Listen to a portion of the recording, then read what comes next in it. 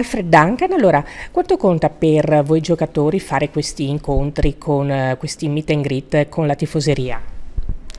Oh, penso che sia una cosa comunque bello e speciale, sia per noi che per loro, perché comunque è un momento in cui possiamo dare delle soddisfazioni alle persone che magari non ci vedono così da vicino, ma allo stesso tempo anche per noi che per avere anche un contatto anche vicino e per fargli sentire anche l'importanza di avere anche il loro appoggio.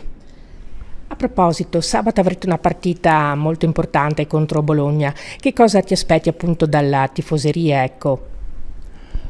Oh, penso che siamo noi che ci devono aspettare tanto da noi, perché comunque tutte le partite ci spingono ad andare oltre. E penso che siamo arrivati in un punto della stagione in cui dobbiamo dare qualcosa indietro anche a loro, quindi a partire già da sabato dobbiamo cercare di dare qualcosina in più anche per loro. Quanto credete nella salvezza? Oh, penso che fino all'ultimo ci proveremo con tutte le nostre forze, perché comunque quando andiamo a vedere la classifica c'è ancora possibilità, perciò non c'è tempo anche di ragionare, partita dopo partita dobbiamo cercare di raccogliere più punti possibile. Tu personalmente come stai vivendo questa stagione, diciamo non facile per il Venezia?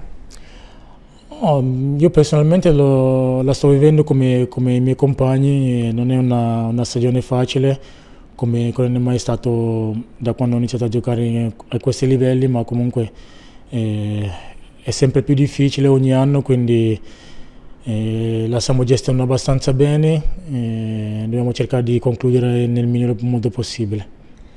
Tu fisicamente parlando come stai? Io mi sento abbastanza bene, piano piano non sono ancora al top da quando sono rientrato, ma comunque ho avuto anche tempo di lavorare anche personalmente, quindi piano piano ci arrivo. E come stai vivendo la stagione anche per quanto riguarda proprio la città di Venezia, oltre che il campionato di cui mi hai appena detto? Io sono un ragazzo particolare, Venezia la vivo poco, ma comunque sento comunque l'affetto delle persone che ho conosciuto anche in giro, quindi la sto vivendo molto bene. Ultima cosa, ma non ultima ovviamente, il Venezia sta dando filo da torcere a squadre molto in forma ultimamente. Vi manca solo per modo di dire, la vittoria?